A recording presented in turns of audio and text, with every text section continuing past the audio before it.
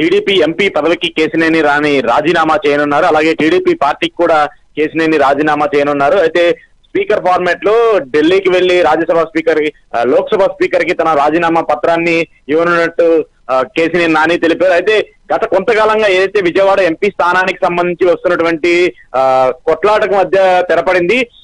Vijayawada MP seat ని కేశినేని చిన్నికి కేటాయిస్తున్నట్టు ఇప్పటికే TDP అధిష్టానం తెలిపినట్టు తెలుస్తుంది. ఆ నేపథ్యంలోనే తాజాగా మొన్నటి జరిగినటువంటి గొడవలో కేశినేని నాని వర్గీయులు అలాగే కేశినేని చిన్ని వర్గీయుల మధ్య పెద్ద వివాదం జరిగింది. ఈ నేపథ్యంలోనే కృష్ణా జిల్లా ఇన్ఛార్జిగా ఉన్నటువంటి వ్యక్తి కేశినేని నానికి డైరెక్ట్ గానే చెప్పారు, ఈసారి పార్టీకి సంబంధించిన అధికారిక కార్యక్రమాల్లో కానివ్వండి, అధికారిక పనుల్లో కానివ్వండి మీరు పార్టిసిపేట్ చేయకూడదని చెప్పేసి చంద్రబాబు నాయుడు మీకు చెప్పమని చెప్పారంటూ కూడా ఆయన తెలిపారు. ఈ నేపథ్యంలోనే దానికి రెస్పాండ్ అయినటువంటి కేశినేని నాని ఇక టీడీపీ పార్టీకి నేను దూరంగా ఉంటాను, టీడీపీ పార్టీకి సంబంధించినటువంటి కార్యక్రమాల్లో కానివ్వండి, ఆ పార్టీకి కానివ్వండి నేను దూరంగా ఉంటానంటూ కూడా ఆయన తెలిపారు.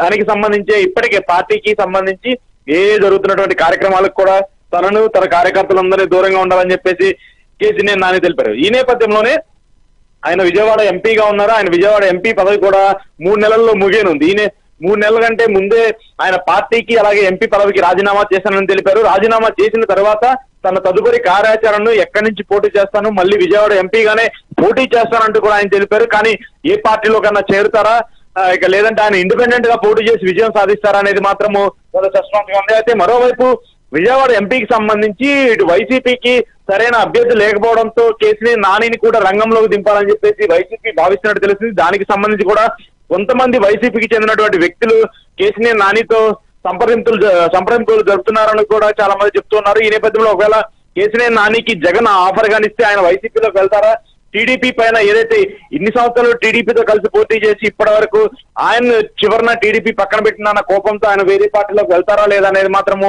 ఒక క్వశ్చన్ మార్క్ గా ఉంది. ఏదేమైనా కేశినేనికి నానికి సంబంధించి కృష్ణా జిల్లాలో కానివ్వండి, అలాగే విజయవాడ పార్లమెంట్ కి సంబంధించి కానివ్వండి ఒక బలమైన వర్గం ఉంటుంది.